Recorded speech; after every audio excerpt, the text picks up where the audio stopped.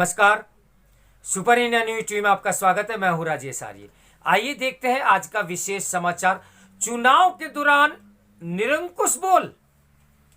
चुनाव एक लोकतांत्रिक अनुष्ठान है और ये किसी को अमर्यादित सुभाषण या आचरण की अनुमति प्रदान नहीं करता। वर्तमान विधानसभा चुनाव में आपत्तिजनक टिप्पणी पर तो जैसे कोई अंकुश ही नहीं रह गया है। चुनाव में प्रतिद्वंदी या विरोधी दलों पर टिप्पणियां राजनीति का हिस्सा हो सकती हैं। नीतियों, कार्यशैली व कार्यकाल की स्वास्थ्य आलोचना की को अन्यथा कोई नहीं लेगा, किंतु करोड़ों लोगों की आस्था के प्रतीक के प्रति अनर्गल और आपत्तिजनक संभाषण, वह भी किसी विधायक द्वारा निंदनीय ही नहीं अक्षम्य है। कानपुर में एक विधायक ने नुक्कड़ सभा में सुंदर कांड का ही मजाक उड़ा दिया। उसके उपरांत स्वयं को धर्म के प्रति आस्थावान के रूप में स्थापित करने का भी प्रयास करते हुए यह भी कह दिया कि मैं अपने लोगों के बीच मजाक कर रहा था।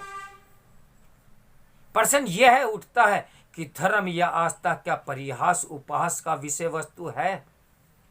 ऐसा करने से पहले सोचना चाहिए कि सुंदर कांड क्या है, ये किस प्रकार हिंदू जनमानस के हृदय में पवित्रता के साथ वास करता है। वैसे तो संपूर्ण रामचरितमानस ही मानव जीवन उन्नयन में पथ प्रदर्शक का कार्य करता है।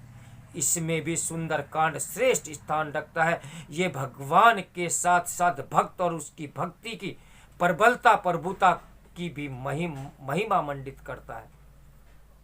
यह अध्याय अधिक संख्य लोगों को मानसिक ऊर्जा व सबल प्रदान करता है।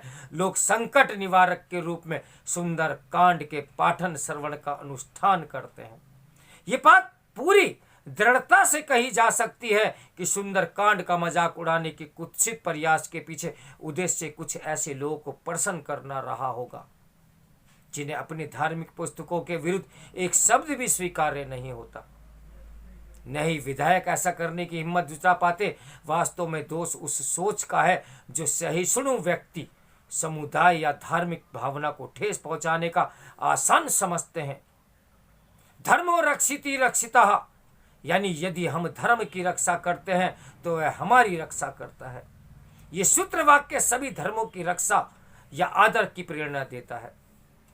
यही विविध धर्म मत के संगत या गंगा जमुनी तहजीब का आधार है।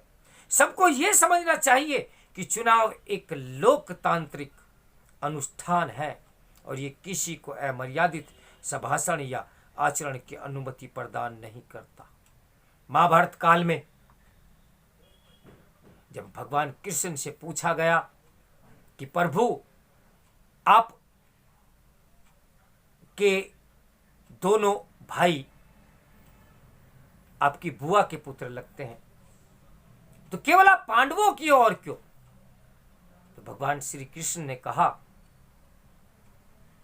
अर्जुन मेरा मित्र हो सकता है, दुर्योधन मेरा भाई हो सकता है, लेकिन मैं स्वयं वहां खड़ा हूं जहां धर्म है। जहां धर्म नहीं होता वहां राजनीति नहीं होती। जहां धर्म नहीं होता वहां कर्तव्य परायण नहीं होता। आज हमारी राजनीति बिना धर्म के कैसे कैसे रूप अख्तियार कर रही है, एक बहुत सोचनीय प्रश्न है। क्या हम धर्म के बिना जिंदा रह सकते हैं? क्या हम धर्म के बिना राजनीति कर सकते हैं?